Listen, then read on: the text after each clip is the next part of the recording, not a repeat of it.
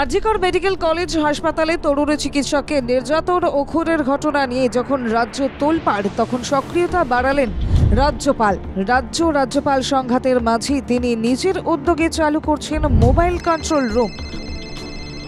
উল্লেখ্য, গত বৃহস্পতিবার আরজিকর মেডিকেল কলেজ ও হাসপাতালেও যান রাজ্যপাল।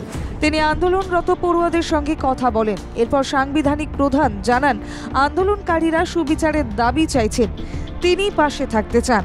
সুবিচার দেওয়ার বন্দোবস্ত করা হচ্ছে বলেও উল্লেখ করেন রাজ্যপাল সিভি আনন্দ বোস। এরপরই তিনি মোবাইল কন্ট্রোল রুম খোলার কথা ঘোষণা করেন। যেটা জানা যাচ্ছে, আরজিকরে যেভাবে স্নাতকোত্তর কোর্সে চিকিৎসকের হত্যা ও নির্যাতন করা হয়েছে তা নিয়ে রাজ্যবাসী যাতে তাকে অভিযোগ জানাতে পারে, সেই জন্য মোবাইল কন্ট্রোল রুম খোলার কথা ঘোষণা করেছেন তিনি। কন্ট্রোল রুমের নম্বরগুলি হল 0332200161 এবং 9289010682। যে কেউ তাদের মতামত বা অভিযোগ জানানোর জন্য এই নম্বরে ফোন করতে পারেন।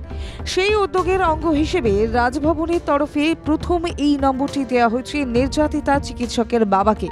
রাজ্যপাল সিভি আনন্দ বোস নির্যাতিতার পরিবারকে সান্ত্বনা দিয়েছেন, তিনি ন্যায় বিচারের ব্যবস্থা করতে চান। এদিকে সোমবারই দিল্লি যান রাজ্যপাল।